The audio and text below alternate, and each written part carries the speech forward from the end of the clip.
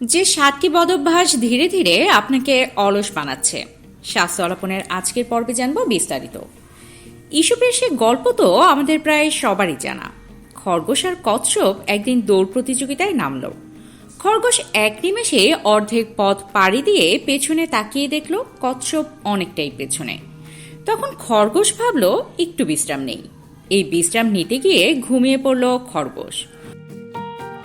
ওদিকে ধীরে ধীরে কচ্ছপ পৌঁছে গেল শেষ দাগে।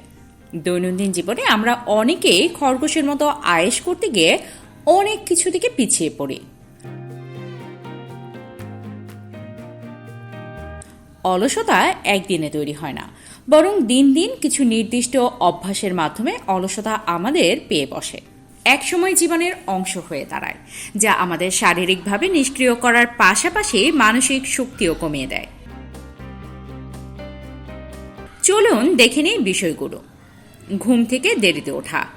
ঘুম থেকে দেরি করে উঠলে অলসতার সঙ্গেই আসলে দিনের শুরুটা হয়। এতে দেহঘড়িরও ছন্দপতন হয়। এছাড়া দেরিতে ঘুম থেকে উঠলে কাজ করার সময় কমে যায়, দিনভর বিষণ্ণ লাগে। সামাজিক যোগাযোগ মাধ্যমের অতি ব্যবহার। ফেসবুক, ইনস্টাগ্রাম, টিকটকের মতো সামাজিক যোগাযোগ মাধ্যমে একবার স্ক্রল করতে শুরু করলে অবচেতনেই ঘন্টার পর ঘন্টা কেটে যায়।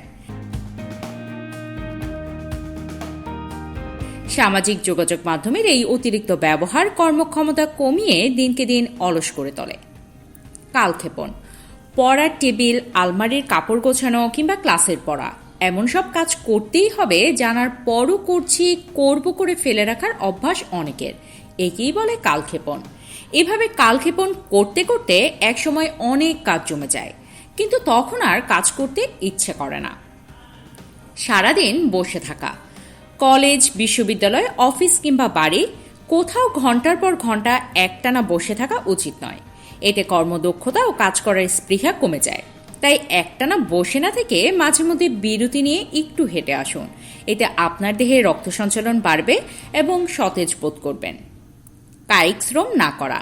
পরিশ্রম না করলে শরীরে নানা রোগ বাসা বাঁধে, শরীর ও মনকে অলস করে তোলে।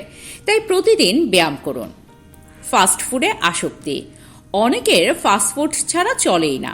ফাস্টফুডে থাকা অতিরিক্ত তেল, চর্বি দেহের জন্য ক্ষতিকর। খারাপ খাদ্যাভ্যাসের কারণে আমাদের কর্মক্ষমতা কমে যেতে পারে। তাই অলসতা থেকে বাঁচতে স্লো ফুডে, স্থানীয় ও নিজস্ব খাবারে অভ্যস্ত হয়ে উঠুন। পূর্ব পরিকল্পনা না থাকা। পরিকল্পনা ছাড়া সহজ কিছু অর্জন করা কঠিন হয়ে পড়ে। তাই অলসতার অন্তহীন চক্র থেকে বের হতে কোনো কাজ করার আগে তার স্পষ্ট পরিকল্পনা করুন। তো দর্শক, কেমন লাগলো আমাদের আজকের পর্বটি? ভালো লাগলে অবশ্যই কমেন্টে জানাবেন। এতক্ষণ আমাদের সাথে থাকার জন্য আপনাকে অসংখ্য ধন্যবাদ। আপনি যদি ফেসবুক থেকে দেখে থাকেন তাহলে আমাদের পেজটি ফলো দিয়ে রাখবেন, আর ইউটিউব থেকে দেখে থাকলে চ্যানেলটি সাবস্ক্রাইব করতে ভুলবেন না। কিন্তু দেখা হবে পরবর্তী কোনো এক পর্বে। আজকের মতো এখানেই বিদায় নিচ্ছি।